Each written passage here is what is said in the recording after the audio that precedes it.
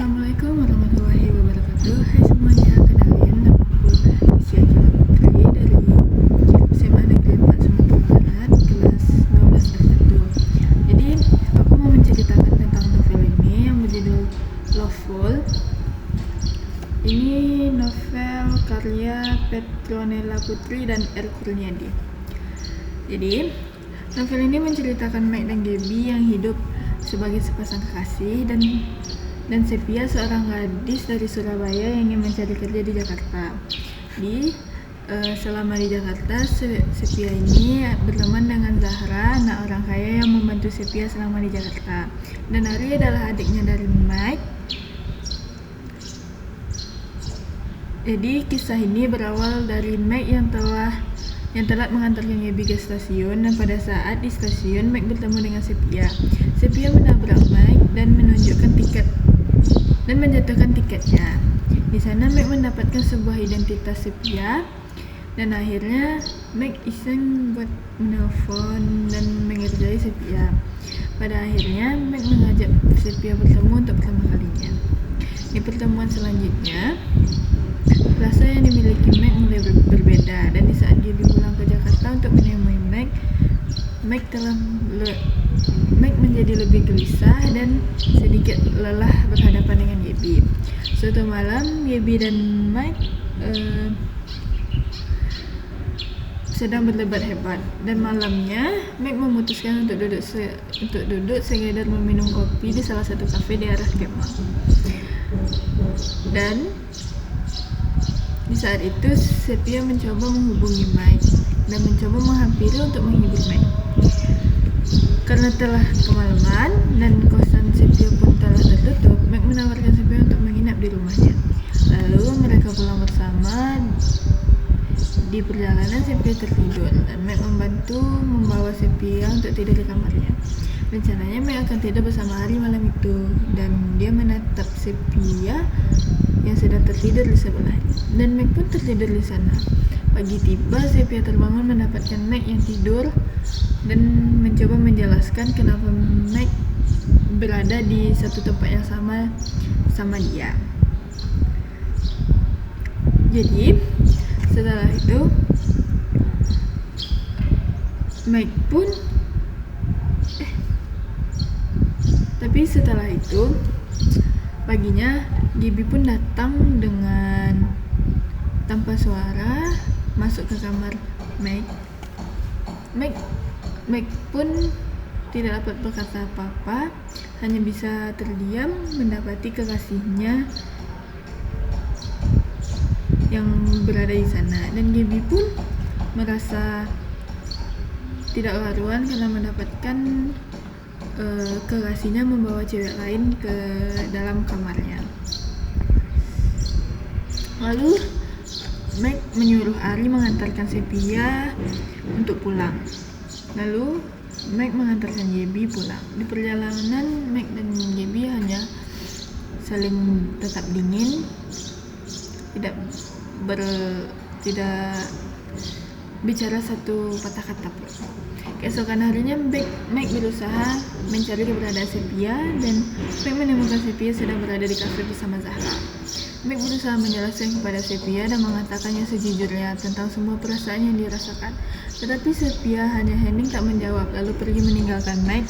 Malamnya Sepia mendapatkan pesan dari abangnya. Abangnya akan datang ke Surabaya menjemputnya untuk pindah ke Bali. Dan Sepia rasa keputusan ini tepat untuk dia menyelamatkan diri dari hubungan Mike dan Gaby. Siang itu sampai di bandara, Sepia ingin membeli minuman dan meninggalkan abangnya yang bernama Dimas di ruang tunggu. Setelah kembali, dia tak mendapati Dimas berada di sana lagi, dan dia berpikir bahwa Dimas mungkin sedang ke toilet. Selama beberapa menit Dimas tak kunjung kembali. Sepia mulai mencoba menghubungi Dimas, tetapi HP-nya tidak dapat tersambung. Seketika Sepia menjadi panik. Lalu dari belakang dia mendengar suara Gaby yang sedang bergumam ke arahnya. Ternyata Gaby membawa Dimas pergi ke suatu tempat yang Sepia pun tidak tahu tempat itu di mana.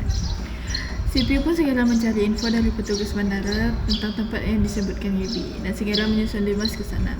Sesampainya di sana, tidak ada tanda-tanda di mana Dimas berada. Di sana hanya terdapat tempat luas yang sepi, tidak ada tanda-tanda kehidupan manusia.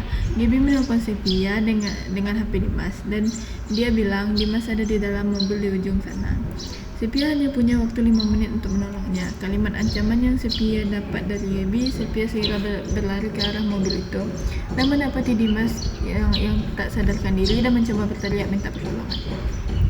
Di sisi lain, Meg yang sedang berusaha mencari keberadaan Sepia pun mencoba menghubungi Sepia. Di saat itu Sepia menjawab dan meminta pertolongan kepada Meg. Selama beberapa menit Meg datang ke sana. Dari kejauhan, Gaby melihat itu dan tersenyum. Gaby segera membawa anggotanya untuk melumpuhkan Meg dan Sepia. Beberapa menit setelah itu mereka pun tak sadarkan diri. Setelah mereka tak sadarkan diri, Meg, Sepia dan Dimas berada di satu ruangan yang sangat gelap. Mereka duduk di atas kursi dengan tangan terikat tali dan mulut tertutup lakban. Dari kejauhan nampak cahaya yang mulai mendekat dan ternyata itu Gaby. Gaby yang melakukan semua ini kepada mereka, dan di sana Dimas mencoba memberontak membuat Gaby sangat panas sehingga Gaby menghabisi Dimas di depan Sepia dan Meg. Gaby pun meninggalkan mereka dengan sebuah ancaman yang membuat Meg dan Sepia sangat susah untuk memberontak. Beberapa jam setelah menghabisi nyawa Dimas dan Gaby tak pernah kembali. Dari kejauhan Meg mendengar suara belati yang beruntun dan pintu terbuka. Ternyata Ari sedang berusaha untuk menangkis semua perlawanan dari Gaby. Meg berhasil melepaskan ikatan tangannya dan membantu Sepia untuk lepas dari ikatan tersebut. Meg membawa Sepia berlari dan menjauh dari tempat itu ke arah hutan dan disusah oleh Ari yang dikejar Gaby. Di ujung jalan terdapat sungai yang airnya sangat deras. Ari mencoba untuk mengambil belati yang ada di tangan Gaby, tetapi pemberontakan Gaby membuat dia hilang keseimbangan dan jatuh deras ke arus. Meg, Sepia dan Ari mereka sedikit lega karena Gaby tidak ada lagi di sana. Tapi Meg berpikir, kenapa bisa Gaby melakukan hal sejahat ini kepada mereka? Setahun setelah kejadian tersebut, Meg dan Sepia memulai hidup baru di Jakarta dan menjadi sepasang kekasih yang bahagia. Dan pada suatu malam, Meg melamar Sepia dan tidak lama setelah itu mereka menikah. Setelah menikah, mereka mencoba pindah ke Jogja untuk memulai hidup baru tanpa ada bayang-bayang dari masa lalu. Beberapa bulan berlalu, akhirnya Sepia melahirkan anak pertama dari Meg di salah satu rumah sakit yang ada di Jogja. Dan pada suatu hari, Meg dan Sepia mendapatkan beberapa kado dan kiriman dari teman-temannya termasuk Zahra. Dan salah satu kado yang pengirimnya tidak diketahui. Meg mencoba membuka kado tersebut, ternyata berisi bangkai tikus yang berlumuran darah. Dan mendapatkan sepucuk surat di dalamnya yang berisi, Meg, Sepia, apa kabar? Masih ingat gue? Selamat atas kelahiran anak kalian ya. Tapi sayangnya pesta masih belum usai. Jadi kapan-kapan mungkin kita bisa ajak dia untuk bermain ya. Di sana tertulis nama Gaby. Tamat. Jadi kesimpulannya dari cerita ini, si Gaby ini termasuk psikopat sih kalau menurut aku. Jadi mungkin ada lanjutannya buat ceritanya.